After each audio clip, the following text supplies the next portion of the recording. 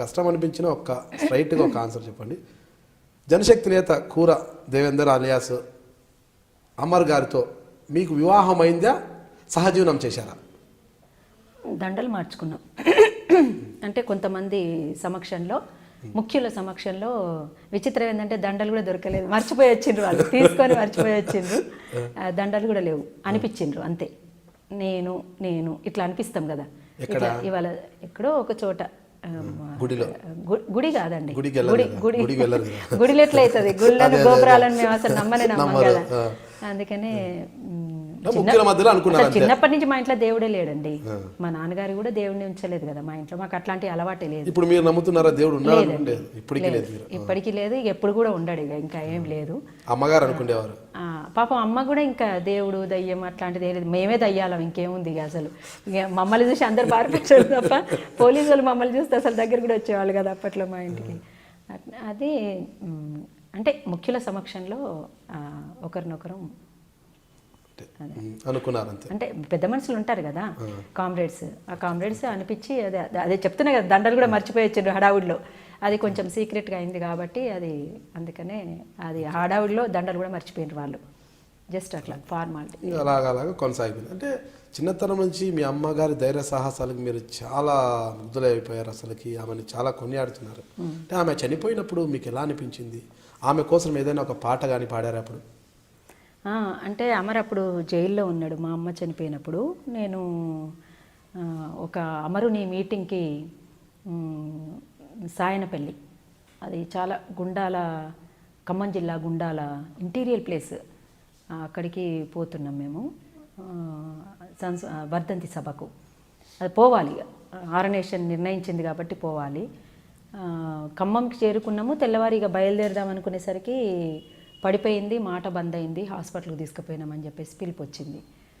వస్తే ఏం చేయాలి, ఇప్పటికిప్పుడు ఎవరు రాలేరు, నేనే పోవాలి, వెనకకు పోవాలన్నా ముందుకు పోవాలన్నా అనేటువంటిది అంటే నిర్ణయించుకోమని చెప్పింది ఆర్గనైజేషన్. అంటే డాక్టర్స్ చేతుల్లో ఉన్నది అమ్మాయిగా, మనం పోయినా చేసేదే లేదు. కానీ చనిపోతుందని అనుకోలేదండి. మా అమ్మకు హార్ట్ అటాక్ వస్తుందని కూడా ఊహించలే. ఆమె బక్క పల్చగా ఇట్లుండేది, హార్ట్ అటాక్ రావద్దని కాదు, కాకపోతే ఏంటంటే ఆమెకు హార్ట్ అటాక్ వస్తుంది, చనిపోతుంది, ఇంకేమన్నా ఉంటే మా నాన్నగారే పోతారేమో అని మేము అనుకునేటోళ్ళం. ఆయనకు అప్పటికి కాళ్ళు వాయటము, షుగరు, బీపీ, అట్లా ఒక ఎందుకో కొంచెం అనారోగ్యంతో ఉంటుండే, అప్పుడు కాళ్ళు వాస్తుంటుండే. ఆయన చనిపోతాడేమో అనేది భయపడేవాళ్ళం. అట్లాంటి ఫోన్ ఎర్లీ మార్నింగ్ ఇంటి నుంచి వచ్చిందంటే నాన్నకేమన్నా అయిందా అని కంగారు పడ్డ తప్ప అమ్మకి ఏదో అవుతుందని కానీ, అమ్మకి ఇట్లా అయిపోతుందని కానీ ఊహించలేము మేము అసలు. ఆమె ఇంకా 6 గంటలకి ఫోన్ వచ్చింది. ఫోన్ వస్తే ఇంకా మీరు నిర్ణయించుకోమన్నప్పుడు డాక్టర్ తోటి మాట్లాడిన, ఆలేరులో గవర్నమెంట్ హాస్పిటల్కి తీసుకుపోయినారు డాక్టర్ ప్రభాకర్ గారు. అంటే ప్రస్తుతానికైతే ప్రమాదమా లేదా అని ఏం చెప్పలేమండి, తలకేదో గాయం తగిలి ఉంటుందా ఏందో అర్థమవుతలేదు, హైదరాబాద్కి అయితే షిఫ్ట్ చేయాలి అనేటువంటి మైనర్ ట్రీట్మెంట్ చేసి హైదరాబాద్ షిఫ్ట్ చేయమని అన్నారు. హైదరాబాద్లో ఉన్న వాళ్ళందరితోటి నాకున్న పరిచయాల మేరకు పాషం యాదన్న, అప్పుడు పృథ్వీరాజు తమ్ముడు పృథ్వీరాజు ఉండే, డాక్టర్ బీరప్ప గారు ఉండే, ఇట్లా వీళ్ళందరితోటి కాంటాక్ట్లో ఉన్న, డాక్టర్స్ పరిచయం ఉన్న వాళ్ళందరితోటి పరిచయం ఉన్న అందరితోటి మాట్లాడి, అన్నయ్య వాళ్ళతోటి ఇంకా మిగతా మిత్రులందరితోటి కాంటాక్ట్లో ఉండి, నువ్వు నిశ్చింతగా పోయి రామ్మా, నువ్వేం టెన్షన్ పడకు, మేము చూసుకుంటామని చెప్పేసి అన్నారు అన్నట్టు. హైదరాబాద్ షిఫ్ట్ చేస్తున్నారు కానీ ఇక గుండాల అంటే కొత్తగూడెం కొంత దూరం దాటేదాకా సిగ్నల్స్ ఉన్నాయి, ఆ తర్వాత సిగ్నల్స్ లేవు. అప్పటిదాకా ఓకే, స్టంట్ వేసిండ్రు, కష్టమేం లేదు, నువ్వు నిశ్చింతగా పోయిరా అని చెప్పేసి పాషం యాదన్న పోయిరమ్మని అనడము, అదంతా పోయినాము, పాల్గొన్నాము, రిటర్న్ అయ్యి వచ్చి తెల్లారి హాస్పిటల్కి చేరుకున్న తర్వాత ఆమె అప్పటికి ఇంకెవరితోటి మాట్లాడలేదు, స్టంట్ వేసిండ్రు కాబట్టి ఇంకా ఆమె స్పృహలో లేదు. పోయి పిలిచినాం అనమాట. ఏ వైపు నుంచి అయితే పిలుపు వచ్చిందో ఆ వైపే కళ్ళు తెరిచి చూసిందండి. అప్పటిదాకా కళ్ళు తెరిచి చూడలేదట మా అమ్మ. మా అక్క ఉంది, మా చిన్నోదిన ఉంది, మా అక్క బిడ్డలు ఉన్నారు అక్కడ, ఎవరిని కూడా, మా అన్నయ్య ఉన్నాడు, ఎవరిని కూడా చూడలేదు, మాట్లాడలేదు. కాకపోతే నన్ను లేపుండ్రి అనేదే ఆమె బాధ, నన్ను లేపి నడిపిన్రి అన్నది తప్ప వాళ్ళతోటి వేరే విషయాలు మాట్లాడడం కానీ, తిరిగి కళ్ళు తెరిచి చూడడం కానీ ఎప్పుడు కూడా చేయలేదట. నేను పోయి వచ్చింది విమలకి వచ్చింది చూడు అని అంటే కూడా నమ్మలేదు మా అమ్మ.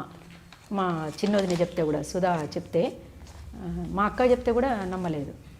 నేనే పోయి రైట్ సైడ్ ఏమో సెలైన్ ఎక్కుతుంది, లెఫ్ట్ సైడ్ పోయి అమ్మ నేను వచ్చిన అని చెప్పేసి విమలను వచ్చిన చూడు ఒకసారి అంటే ఎడం చేతితోటి ఒకసారి చూసి కళ్ళు తెరిచి చూసి ఇట్లా ఎడం చేతితోటి ఇట్లా నిమిరింది. అమర్ రాలేదా అని అడిగింది అన్నట్టు. అమర్ జైల్లో ఉన్నాడు కదా ఎట్లొస్తాడు అంటే మంచిగా ఉంటుండ్రి అన్నది. అంతే అండి. ఆ తర్వాత గంటకు చనిపోయింది.